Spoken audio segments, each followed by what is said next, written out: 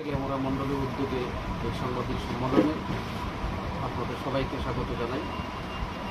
আমরা সবাই জানি গত 16ই মার্চ ভারতবর্ষের 18তম নির্বাচন, লোকসভা নির্বাচন ভারতবর্ষের নির্বাচন কমিশন ঘোষণা করেছে। সেই উপলক্ষে তেলেমুড়াবাসী এবং খোয়াই জেলার প্রত্যেকটা বাসীকে এবং প্রত্যেকটা জনগণকে এই গণতন্ত্রের মহান উৎসবে সামিল হওয়ার জন্য এবং মতদানে অংশগ্রহণ করার জন্য অনুরোধ রাখছি। এখন আপনাদের সামনে বিস্তারিতভাবে আমাদের মণ্ডলের সহসভাপতি নিতিন কুমার সাহা আলোচনা রাখবেন। কারণ ভালো মানুষ তো ভালো মানুষ। আমার ব্যক্তিগতভাবে আমরা রাজনীতিটাকে কোনো সময় বড় মনে করি না, কারণ সবকা সাথ সবকা বিকাশের যে স্বপ্নটা এটা বলা খুব সহজ, কিন্তু পালন করা খুব কঠিন।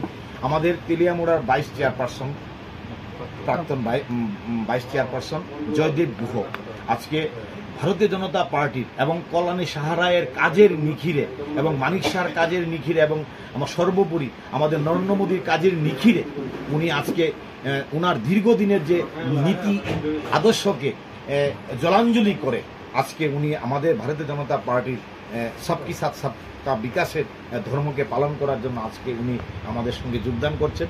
আজকে আপনাদের মাধ্যমে সেটা আমরা ঘোষণা করতে চাইছি সবাইকে।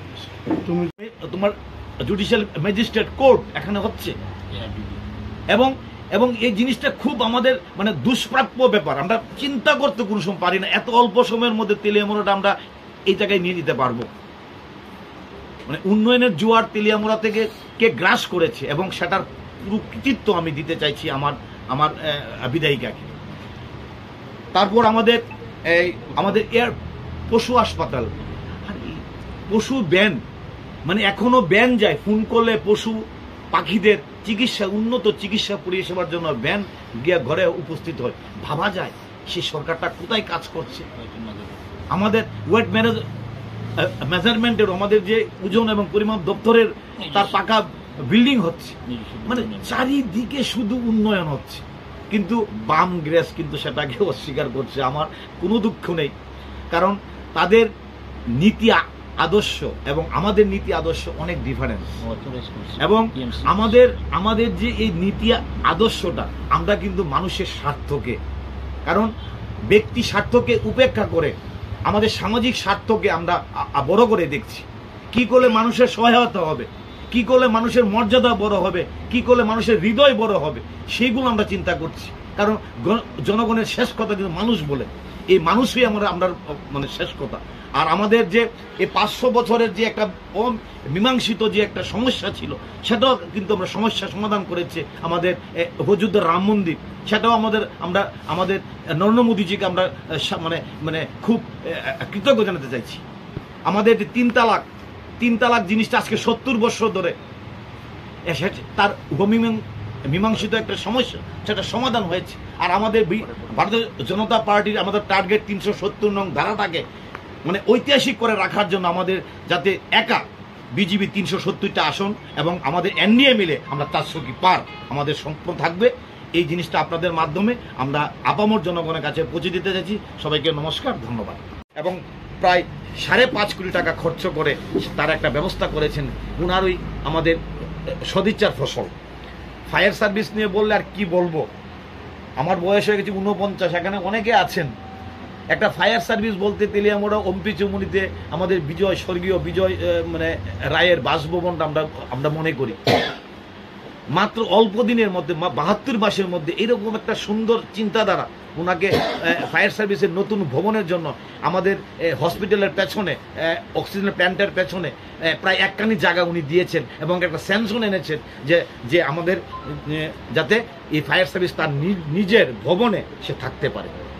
এটা তো আমাদের উন্নয়নের বলবো যে 26 তারিখ যখন মানুষ, এই এলাকার মানুষ, আপামর জনগণের মানুষ যখন ভোট দিতে যাবে, তখন এই কথাগুলি আমি তাদের আমাদের তাদের কাছে আমরা একটা প্রশ্ন রাখতে চাইছি এবং এই মানবিক প্রশ্ন রাখতে চাইছি, যাতে তারা সুন্দরভাবে এই মানবিক প্রশ্নটার উত্তরটা মানুষ দিতে পারে এবং 26 তারিখ খুব সুন্দর করে এই গণতান্ত্রিক উৎসবকে আমরা যাতে পালন করতে পারি। সর্বোপরি দেখুন, যখন নির্বাচন ঘোষণা হয় আমরা দীর্ঘদিন ধরে দেখছি 1947 সাল পর ত্রিপুরাতে একটানা 88 থেকে শুরু করে 25 বছর নির্বাচন ঘোষণা মানেই দাঙ্গা, আগুন লাগা, মানুষকে মারা, কাটা, মানে মহিলাদেরকে ইজ্জত নষ্ট করা, এইরকম একটা প্রশাসনের ব্যবস্থা করেছিল মার্ক্সবাদী কমিউনিস্ট পার্টি। কিন্তু আজকে 72 মাসের মধ্যে সেই পরিস্থিতি কিন্তু বর্তমান আমাদের ত্রিপুরাতে নেই এবং তেলিয়ামুড়াতে নেই। আমরা নির্দ্বিধায় বলতে পারি, আমরা মানে গর্ব করে বলতে পারি আমাদের সরকারের উপর, যে একটা রাজনৈতিক এখনো খুন সন্ত্রাস আমাদের ত্রিপুরাতে এখনো আমরা করতে দেইনি। সেটাই সবচেয়ে বড় আমাদের সরকারের অ্যাচিভমেন্ট। কারণ শান্তি শৃঙ্খলা বাতাবরণ, জাতি উপজাতির যে ঐক্যর বান্ধন, মানে বাঁধনটাকে আমরা ধরে রাখা, সেটাই আমাদের বিজেপি সরকারের, আমাদের রাষ্ট্রহিত, জনহিত, শ্রমিক হিত, গরিব হিত, যুবহিত, মহিলা হিত, সেটাই আমাদের স্লোগান থাকবে। বন্ধুগণ, আপনাদের মানে মাধ্যমে আপামুর জনগণকে, তেলিয়ামুড়ার জনগণকে কল্যাণী সাহারায়ের 72 মাসের কাজের নিখিরে তার ওনার যে মানে কাজের মানে গুণগত জিনিসটা চিন্তা করে আগামী দিনকে আরও তেলিয়ামুড়াকে মডেল তেলিয়ামুড়া এবং ত্রিপুরাকে মডেল রাজ্য হিসাবে যাতে আমরা ঘোষণা করতে পারি। এবং আমাদের আরেকটা ব্যাপার আমার এখানে মনে হয়েছে, আমার জেনারেল সেক্রেটারি বলেছে, গরিব মানুষ একটা যখন মামলা মোকদ্দমায় যখন পড়ে তখন আমরা খোয়াই যেতে হয়। তেলিয়ামুড়া মিডিয়া বন্ধুদের আজকে 28 তেলিয়ামুড়া মণ্ডলের পক্ষ থেকে স্বাগতম জানাচ্ছি।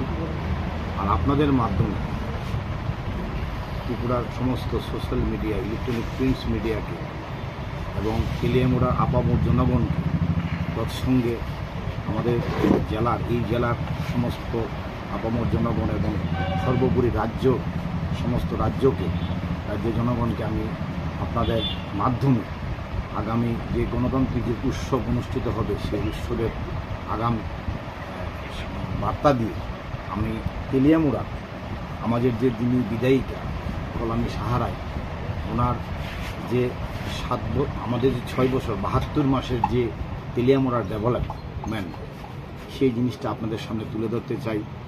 কারণ আগামী যে 26 তারিখ যে নির্বাচনটা হবে, মানুষ যখন সকালবেলা ভোট দিতে বের হবে, তখন মানুষ একটা তার মানসিক চিন্তাধারার মাধ্যমে একটা জিনিস পরিষ্কার আমরা চিত্র তুলে ধরতে চাইছি যে মানুষ কাকে ভোটটা দেবে। আর আমাদের 120 মাসের একটা সরকার, কেন্দ্র সরকার, আর একদিকে রাজ্য সরকার 72 মাসের সরকার, দুটা ডাবল ইঞ্জিন সরকারের মাধ্যমে আমাদের যে তেলিয়ামুড়ার বিদায়িকা, 28 তেলিয়ামুড়ার বিদায়িকা কল্যাণী সাহারায়, তেলিয়ামুড়ার যে স্বাস্থ্য পরিষেবা, আমি প্রথমে স্বাস্থ্যটা বলবো, কারণ আমাদের সংবিধানে আমরা জানি অন্ন, বস্ত্র, বাসস্থান, শিক্ষা, স্বাস্থ্যটাকে তিনি খুব গুরুত্ব দিয়েছেন। 2006 সালে তেলিয়ামুড়াকে সাব ডিভিশন ডিক্লেয়ার করা হয়েছে, খুব সম্ভবত 6 বা 7। আজকে 18 বছর হয়ে গেছে দীর্ঘ। কিন্তু তেলিয়ামুড়ার যে স্বাস্থ্য পরিষেবা, সেই পরিষেবাটা পুঙ্খানুরূপ ওনার হাত ধরে হয়েছে, ওনার সদিচ্ছার ফলস্বরূপ আমরা পেয়েছি। ব্লাড ব্যাংক পেয়েছি, আমরা পেয়েছি সিজারিয়ান পরিষেবা পেয়েছি তেলিয়ামুড়াতে, ভাবতেও পারা যায় না। তারপর আমরা অক্সিজেন প্লান্ট, এই যে করোনার সময় এই একটা মানে অদৃশ্য একটা শক্তি আমাদেরকে আক্রমণ করেছে, সেই অদৃশ্য শক্তিকে আক্রমণ থেকে আমাদের পরিত্রাণ করতে একটা অক্সিজেন প্লান্ট আমরা পেয়েছি। আলট্রাসোনোগ্রাফি, যেটা কোনো সাব ডিভিশন হসপিটালে আলট্রাসোনোগ্রাফি মানে মেশিন আছে কিনা আমার জানা নেই, তবে তেলিয়ামুড়াতে ইসিজি থেকে শুরু করে আমাদের বিভিন্ন স্পেশালিস্ট ডাক্তার, চাইল্ড স্পেশালিস্ট থেকে শুরু করে, গাইনোকোলজিস্ট থেকে শুরু করে, আমাদের এমডি থেকে শুরু করে স্বাস্থ্য পরিষেবাটাকে উনি ঢেলে সাজিয়েছেন আমাদের কল্যাণী সাহারায়, এবং ওনার সদিচ্ছা। কারণ মানুষ